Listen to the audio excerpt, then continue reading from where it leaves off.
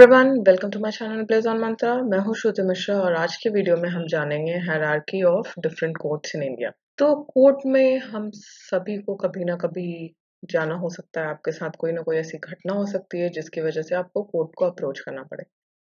तो सही फोरम क्या है, सबसे पहले आप कहाँ जाओगे, किस प्लेस को आपको अप्रोच करना चाहिए, ये सारी चीजें आज के वीडियो में हम डिस्कस करेंगे। अब ये तो हम सभी जानते हैं कि हमारा जो जुडिशियल सिस्टम है इंडिया में वो क्रिमिनल और सिविल में डिवाइडेड है। ठीक है, क्रिमिनल मैटर्स वैसे मैटर्स हैं जहां पर किसी भी तरह का ऑफेंस कमिट होता है, जैसे मर्डर है, रेप है, रॉबरी है, थेफ्ट है, आर्म्स रखना है, कहीं पे भी जहां पर आपको जेल जाना पड़ सकता हो जनरली। ठीक है, not very specifically but generally जहां पर आपको जेल जाना पड़ सकता हो वैसे सारे मैटर्स को हम क्रिमिनल मैटर्स कहते हैं। और वहां पर कोर्ट्स की हायरार्की क्या है, सबसे पहले आप किस कोर्ट को अप्रोच करोगे, ये हम अभी प्रेजेंट स्लाइड में देखते हैं। तो आप अपने स्क्रीन पर देख रहे हो एक चार्ट दिख रहा है आपको, ये हायरार्की है क्रिमिनल कोर्ट्स का इंडिया में।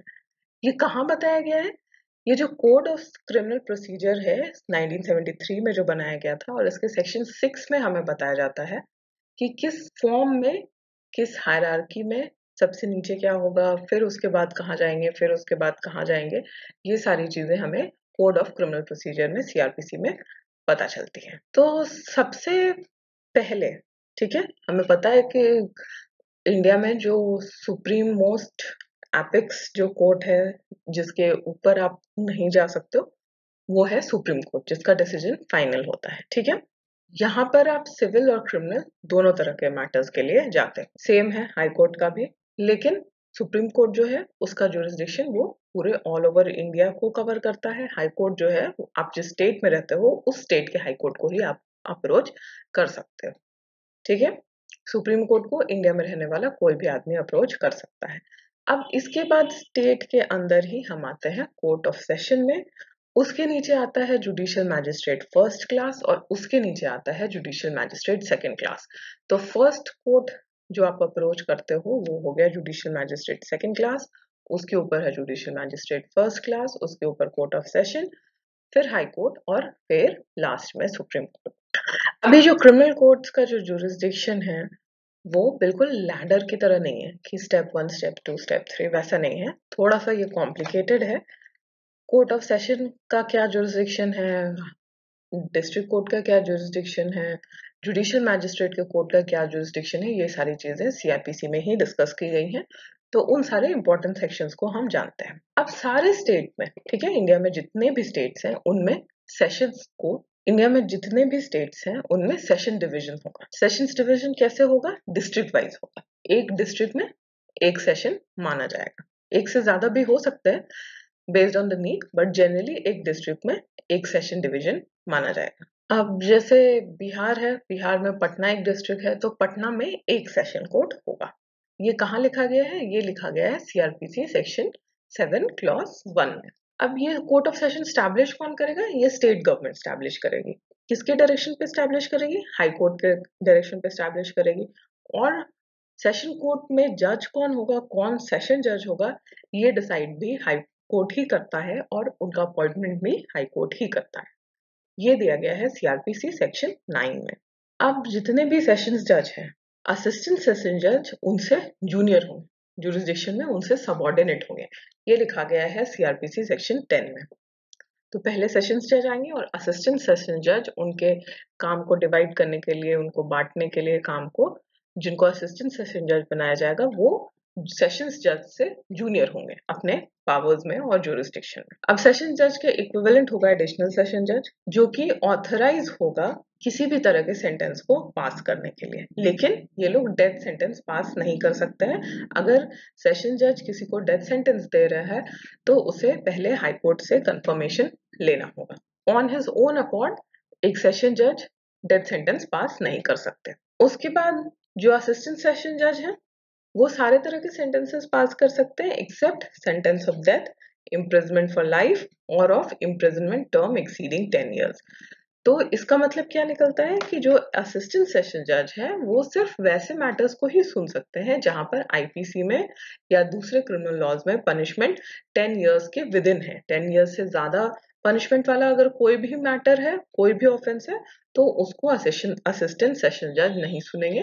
वो केस कहाँ चला जाएगा? वो मैटर चला जाएगा सेशंस जज के पास। तो एक डिस्ट्रिक्ट में सबसे हाईएस्ट लेवल पे कौन होगा? सेशंस जज। सेशंस जज के ऊपर कौन आएगा? हाई कोर्ट आएगा। अब हम बात करते हैं जुडिशियल मैजिस्ट्रेट के जुरिसडिक्शन और उनके पावर्स की।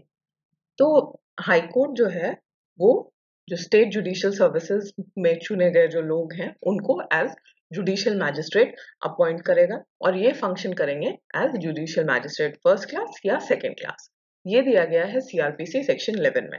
अब फर्स्ट क्लास कौन होगा, सेकेंड क्लास कौन होगा, ये सारी चीजें हाई कोर्ट ही डिसाइड करेगा। और एक मैजिस्ट्रेट, एक जुडिशियल मैजिस्ट्रेट का जो पावर और जुरिसडिक्शन है वो पूरे डिस्ट्रिक्ट में एक्सटेंड करता है। डिस्ट्रिक्ट को भी अगर फर्दर डिवाइड करना है कि कौन किस एरिया में या एक डिस्ट्रिक्ट के कितने एरिया तक के केसेस को देखेगा, तो वो सारी चीजें हाई कोर्ट और चीफ जुडिशियल मैजिस्ट्रेट उस सारे वर्क्स को डिवाइड करेंगे। अब ये जितने भी जुडिशियल मैजिस्ट्रेट्स हैं उनमें से एक पर्सन को चीफ जुडिशियल मैजिस्ट्रेट अपॉइंट किया जाएगा जो कि सबऑर्डिनेट होंगे सेशन जज से, और उनसे सबऑर्डिनेट होंगे सारे judicial magistrate.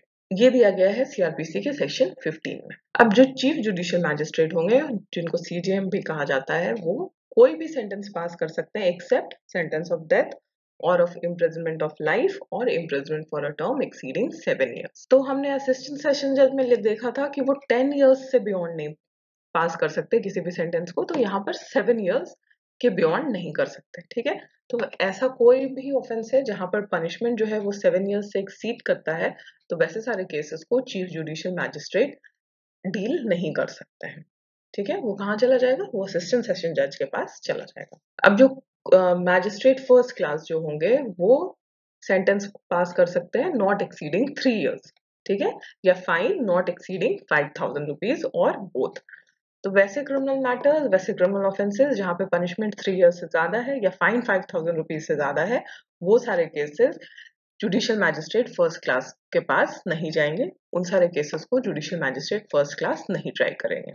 Similarly judicial magistrate second class के पास पावर है to give sentences for a term not exceeding 1 year और fine not exceeding 1,000 rupees। ठीक है, तो 1,000 रुपीज और 1 year से ज्यादा वाले पनिशमेंट के लिए जो मैटर्स हैं वो सेकंड क्लास जुडिशियल मैजिस्ट्रेट के पास नहीं जाएंगे। ये सारी बातें कहाँ डिस्कस की गई हैं? ये सारी बातें डिस्कस की गई हैं सीआरपीसी सेक्शन 29। तो बेसिकली क्रिमिनल साइड में पनिशमेंट के ऊपर डिपेंड करता है कि कौन सा मैटर कौन सा जज सुन सकता है, कौन सा मैटर कौन सा जज ट्राई कर सकता है। तो किस जज के पास कितने टाइम का, कितने टर्म का इम्प्रिजनमेंट देने का पावर है, उसके हिसाब से ही उस पर्सन की जुरिसडिक्शन डिसाइड होती है। और ये सारी चीजें सीआरपीसी के हिसाब से डिसाइड होती है या फिर किसी स्पेशल लॉ में जो मेंशन किया गया है उसके हिसाब से डिसाइड होती है। अब हमने क्रिमिनल मैटर्स के बारे में देख लिया, अब हम देखते हैं सिविल कोड्स के बारे में। ठीक है, अब सिविल कोड्स की हायरार्की कहाँ से डिराइव होती है? ये डिराइव होती है कोड ऑफ सिविल प्रोसीजर से, जो कि 1908 में बनाया गया था, और इसके सेक्शन 3 में कोर्ट्स के हायरार्की के बारे में बताया गया है। सुप्रीम कोर्ट तो एपेक्स कोर्ट है, ये सिविल क्रिमिनल दोनों मैटर्स हियर कर सकता है, ये भी हमने डिस्कस किया। Same with the high court, but high court सिर्फ स्टेट के लिए, एक पर्टिकुलर स्टेट के लिए करेगा। उसके बाद आता है डिस्ट्रिक्ट कोर्ट। तो जैसे सेशंस कोर्ट था क्रिमिनल मैटर्स के लिए, वैसे यहाँ पे डिस्ट्रिक्ट कोर्ट है और यहाँ पर डिस्ट्रिक्ट जज सिटिंग है। ठीक है, उसके बाद आता है सीनियर सिविल जज, उसके बाद है प्रिंसिपल जूनियर सिविल जज, और लास्ट में है मुंसिफ कोर्ट या जूनियर सिविल जज। और जब हम मेट्रोपॉलिटन एरियाज की बात करेंगे तो जो सबसे लोएस्ट है हायरार्की में उसे स्मॉल कॉजेस कोर्ट बोलते हैं। जैसे कोलकाता में आप अगर सिविल कोर्ट में जाते हो तो वहां पर आपको स्मॉल कॉजेस कोर्ट अलग से दिखेगा। तो ये सारी जो स्मॉल कॉजेस कोर्ट है, ये नाम से ही हमें पता चलता है कि वो सबसे लोएस्ट है हायरार्की। अब सिविल मैटर्स में जुरिसडिक्शन जो है वो क्रिमिनल मैटर की तरह बिल्कुल डिफाइंड या हायरार्किकल नहीं है, यहाँ पे थोड़ा सा डिफरेंट है। तो पहला सिविल मैटर में होता है टेरिटोरियल जुरिसडिक्शन।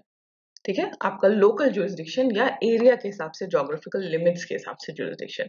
एक कोर्ट जहां सिचुएटेड है उसको जितने टेरिटरी का पावर दिया गया है वो उतने टेरिटरी में, उतने ही ज्योग्राफिकल लिमिट में अपने अथॉरिटी को एक्सरसाइज करेगा। ये कहाँ बताया गया है? ये बताया गया section 16 of civil procedure code. और ये जो बात है ये इमूवेबल प्रॉपर्टी पे location of the immovable property पे बेस्ड है। जो टेरिटोरियल लिमिट है कोर्ट का, या जोग्राफिकल लिमिट्स है, वो किस चीज पे डिपेंड करता है? वो इमूवेबल प्रॉपर्टी जिसको लेके डिस्प्यूट हो उसके लोकेशन। तो इसका ये मतलब है कि अगर आप किसी एक जमीन को लेकर, ठीक है, एक लैंड को लेकर, एक लैंडेड प्रॉपर्टी को लेकर किसी से आपका डिस्प्यूट है और आप उस डिस्प्यूट को सॉर्ट आउट करना चाहते हो, उसके लिए आप कोर्ट को अप्रोच करना चाहते हो, तो आपके लोकल लिमिट में जहां पर वो लैंड सिचुएटेड है, उस लैंड के ज्योग्राफिकल एरिया में जो सिविल कोर्ट होगा, आप उसको ही अप्रोच कर सकते हो। नेक्स्ट जुरिस्डिक्शन है सिविल मैटर्स के लिए पिक्यूनरी जुरिस्डिक्शन। पिक्यूनरी का मतलब है रिलेटेड टू कैपिटल या फाइनेंस। तो आपके सूट का कितना वैल्यूएशन है, जिस डिस्प्यूट के लिए आप कोर्ट को अप्रोच करना चाहते हो, उस डिस्प्यूट का कितना वैल्यूएशन है, उसके हिसाब से आप किस कोर्ट को अप्रोच करोगे, ये डिसाइड किया जाता है। जैसे कि अगर हम कंज्यूमर डिस्प्यूट्स की बात करें, तो कंज्यूमर फोरम्स जितने हैं, district forum, state commission, national commission, इन सब चीज के लिए गवर्नमेंट नोटिफाई करती है कि 50 लाख तक आप डिस्ट्रिक्ट फोरम में जा सकते हो, 50 लाख से 1 करोड़ तक आप स्टेट फोरम में जा सकते हो, और उसके ऊपर आप नेशनल कमीशन में जाते हो। तो इस तरह से क्या है, ये है पिक्यूनरी जुरिस्डिक्शन, डिस्ट्रिक्ट फोरम का, स्टेट फोरम का और नेशनल फोरम का। तो वो भी सिविल मैटर है, ठीक है, कंज्यूमर डिस्प्यूट्स जो है वो भी सिविल मैटर है। तो उसी तरह से जब सिविल कोर्ट्स के लिए ये डिसाइड किया जाता है कि इतने से इतने वैल्यूएशन के सूट इस कोर्ट में जा सकते हैं, उनको ये कोर्ट सुनेगी, तो वो कोर्ट का पिक्यूनरी जुरिस्डिक्शन है। और ये स्टेट टू स्टेट डिफर करता है, ये स्टेट टू स्टेट डिसाइड किया जाता है, ठीक है। ये कहाँ बताया गया है? ये section 15 of the civil procedure code में बताया गया है, जो कि पिक्यूनरी जुरिस्डिक्शन को रेफर करता है। अब बात आती है jurisdiction in case of movable property. Immovable property के केस में हमने देख लिया। अब आपका जो प्रॉपर्टी है वो अगर मूवेबल है, ठीक है, अगर आप किसी लेट्स सपोज किसी कंप्यूटर, किसी लैपटॉप, इस तरह के किसी चीज के लिए अगर आपका डिस्प्यूट है, या छोटे से किसी सामान के लिए आपका डिस्प्यूट है कि उसका ओनर कौन होगा, तो इन सारे केसेस में आप किस कोर्ट में जाओगे? तो उसके लिए जो जुरिस्डिक्शन है वो डिसाइड होता है where a wrong has been caused to a person or any damage has been caused to a movable property, then the suit may be instituted either in the place where the wrong or damage has been caused, उस place पर जहां पर आपके साथ wrong हुआ है या जहां पर आपके प्रोडक्ट को डैमेज किया गया, in the place where the defendant, the person who caused the loss, resides, या फिर जिसने लॉस कॉज किया है वो जहां रहता है, उस प्लेस पे भी आप उस कोर्ट के जुरिस्डिक्शन में जा सकते हो। जहां पे where there is dispute in business, agreement or any kind of civil dispute except matrimonial matter, then the suit may be instituted either in a place where the defendant resides or carries on business, a business related matter है तो जहां पर defendant रहता है या जहां पर place of business है वो, या जहां पर कॉज ऑफ एक्शन अराइज हुआ है, वेयर जहां पर डिस्प्यूट या जहां पर रॉन्ग जहां से शुरू हुआ है जिस प्लेस, ये है मूवेबल प्रॉपर्टी केस में। अब मैट्रिमोनियल डिस्प्यूट्स में आप किस कोर्ट को अप्रोच करोगे? तो मैट्रिमोनियल डिस्प्यूट जहाँ पे हस्बैंड वाइफ के बीच में या उनके फैमिलीज को इन्वॉल्व करके किसी भी तरह का झगड़ा है और उसके लिए आप कोर्ट का अप्रोच करना चाहते हो, तो वैसे मैरिटल लाइफ के डिस्प्यूट्स के लिए आप वैसे कोर्ट का अप्रोच करोगे जहाँ पर या तो मैरिज सॉलेमनाइज हुआ था, जहाँ पर शादी हुई थी, या फिर वैसा प्लेस जहाँ पर ऑपोजिट पार्टी रहता है।